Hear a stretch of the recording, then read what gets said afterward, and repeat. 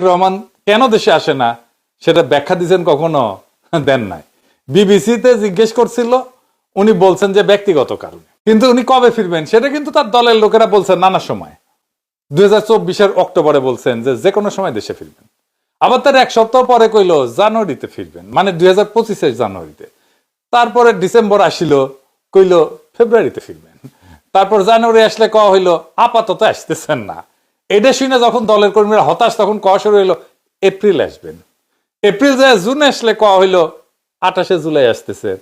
আবার কওয়া হইলো অগাস্টে আসতেছেন, 5ই অগাস্টের আগেই। অগাস্টের শেষে যায় বলা হইলো অক্টোবরে আসতেছেন। এরপরে সালাউদ্দিন সাহেব সহ, মালেক সাহেব সহ অনেকে কইল নভেম্বরে ফিরবেন। এমনকি বিবিসিতে বিএনপি বলছিল নভেম্বরে আসবেন, তারিখ জানাবে বিএনপি। দেখেন, বিএনপি তারিখ জানায় নাই। নভেম্বর শেষ হইতে চললো, ফজলে একবার কইলো ডিসেম্বরে আসবে। 8 মণ তেলও পড়লো না, রাধাও নাচলো না। যদি কইতো ঈদের পরে আসবেন তাইলে কোনো ঝামেলা হইতো না। ঈদের পরের আন্দোলন দিয়েই তো আমরা হাসিনাকে হটাইলাম, তাই না?